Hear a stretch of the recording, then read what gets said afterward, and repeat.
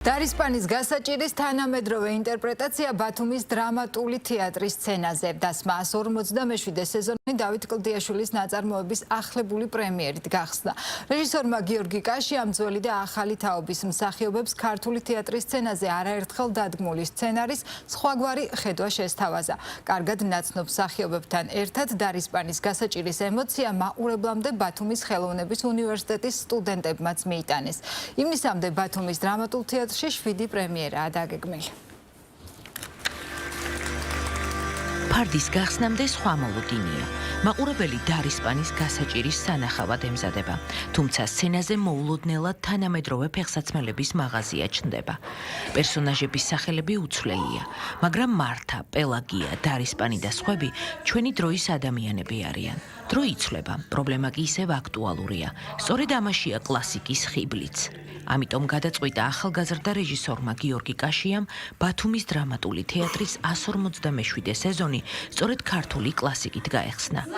თუმცა იმგვარი ინტერპრეტაციით, რომ ქართულ სცენაზე უამრავჯერ დადგმულ დარისპანის გასაჭირს მაყურებელში სულ სხვა ემოცია აღეძრა.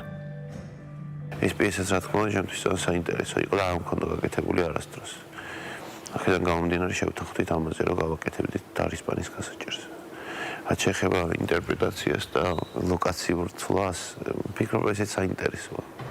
ბევრი ვერსია არსებობს უკვე და ალბათ ერთი ეს ვერსიაც შეემატება იმ ბევრ ვერსიას. თითქმის უცვლელია კლდიაშვილისეული სცენარიც, თუ არ ჩავთვლით მსახიობების მოულოდნელ რეპლიკებს მაყურებელთან, რომლითაც ახსენებენ, რომ ეს სპექტაკლია, თუმცა ამგვარი კონტაქტით წარმოდგენის ნაწილი ხდება. დრამატულ განწყობებს იუმორი ენაცვლება. შესაბამისად, დარბაზის სიჩუმესაც შიგადაშიგ მაყურებლის სიცილია ყვებს.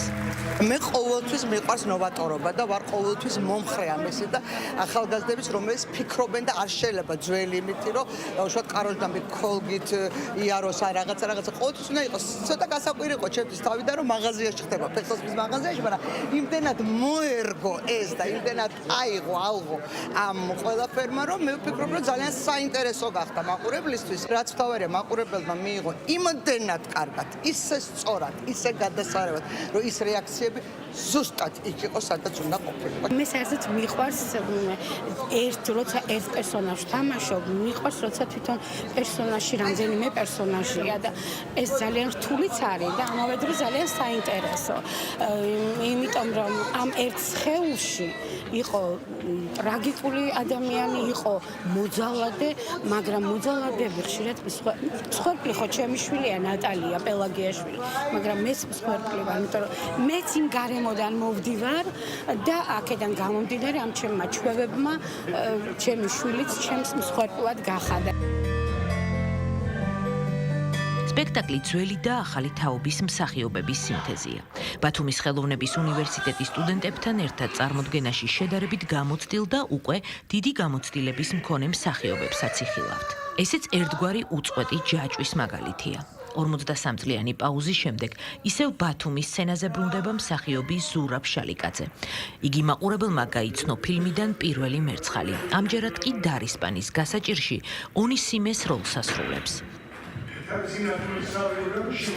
აგერ შემიკედლეს კიდევაც ბატონმა ნოდარმა ძიძიგურმა და ბატონმა ავთომეს ამათი საგრიმიო რო იყო ხო და აქ ასე მიმიღეს ამდენი ხნის მერე და ამ ახალგაზრდებს ამ ნიჭიერ ახალგაზრდა თაობას, რომელიც მართლა დამხვდა და გასაოცარი თაობა მოვიდა, მე მინდა რომ ღმერთს ვთხოვ, რომ მე ხელი არ შეუშალო, მე უბრალოდ მე ჯერ აი ამას ვიტყვი, რომ არ შეუშალო ხელი აი ამ პროცესში და ამ შემოქმედებაში.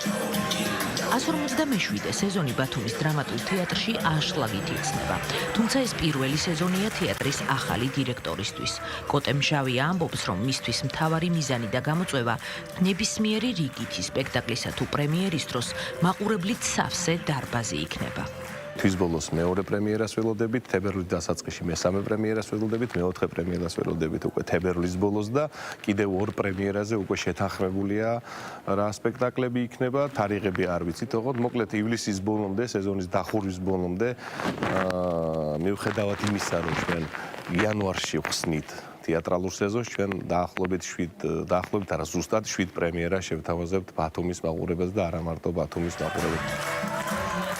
157 თეატრალური სეზონი ერთ-ერთი ყველაზე ნაყოფიერი სეზონი იქნება. ივნისამდე ბათუმის დრამატულ თეატრში 7 პრემიერაა დაგეგმილი.